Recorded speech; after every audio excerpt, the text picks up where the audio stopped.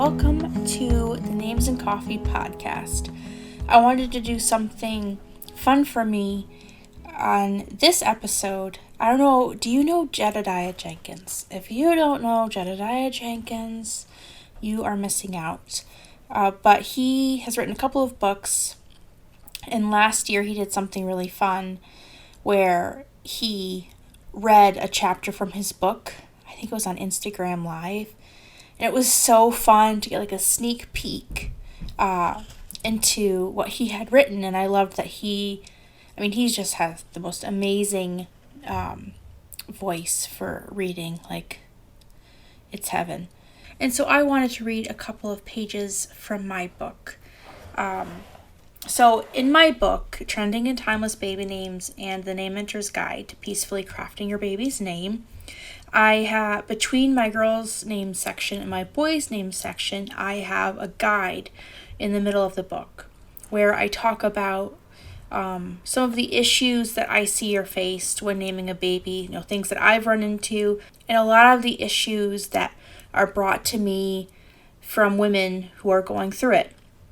My DMs are full of truly non-name issues. It's just the name is seemingly at the forefront, but we know that's just a symptom of a much bigger issue. So the first page of my guide, I talk about, what this guide is. So I wanted to read it to you.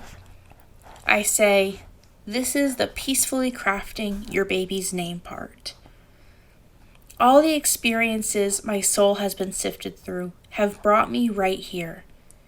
You'd think it would just be easy to name our child what our heart desires, but there seems to be a daunting headwind a lot of women face of all the shouldn'ts and can'ts spoken over us by other people.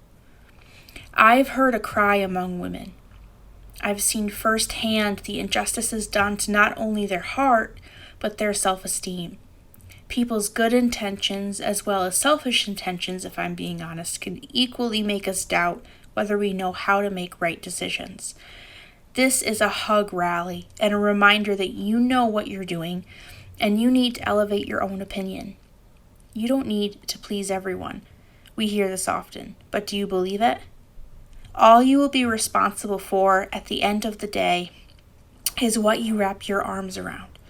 Everybody has to saddle up their own ponies. I hope this guide and this whole book really gives you a space to think.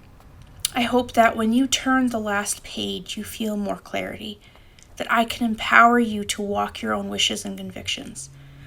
Do we recognize this baby will have his or her own identity and life and thoughts, etc.? Yeah, of course. Let's also recognize we get this incredible gift of carrying them in a way no one else will or can.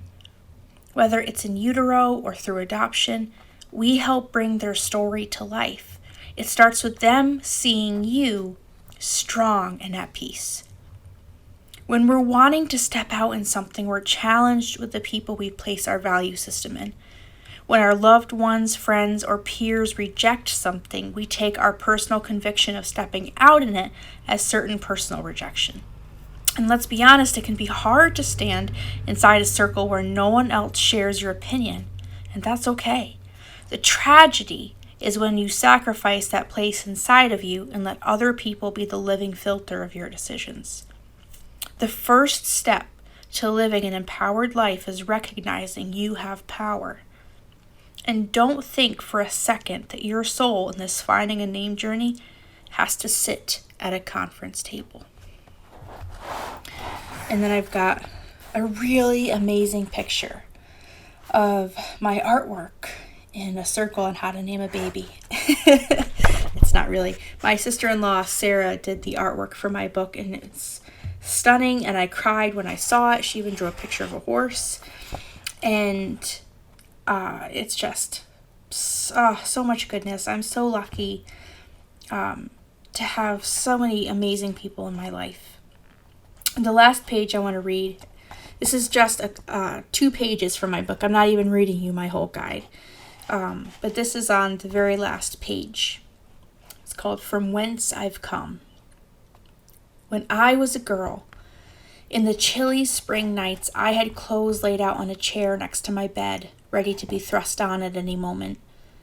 As soon as I would hear my dad's "come on up" from my shallow sleep, I'd jump from bed and run all the way up to the barn gate, where I'd pause and gently, ever so carefully, open it without the chain jingling.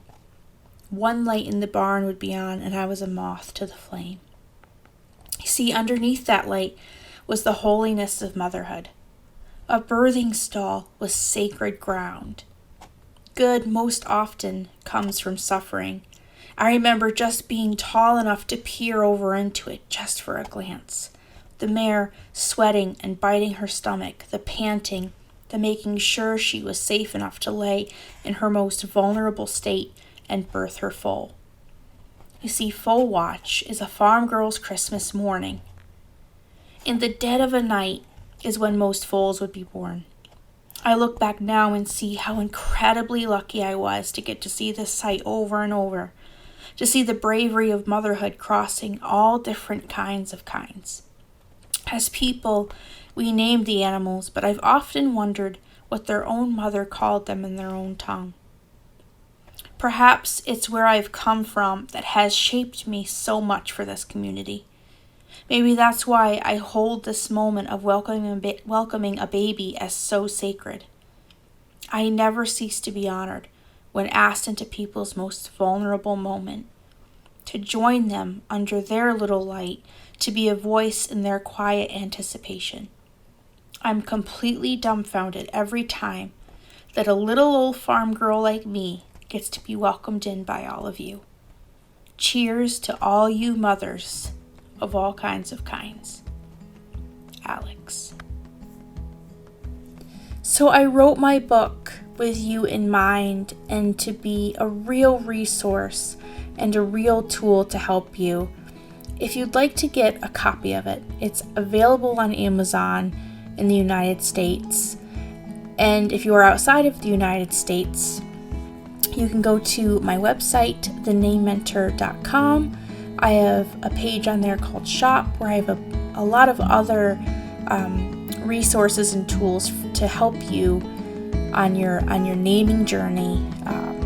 I've created a couple different things for sure with you in mind to genuinely help you. Everything that I've created is for you and for your dilemmas. So be sure to check that out. And thanks so much for listening, and I'll talk to you later.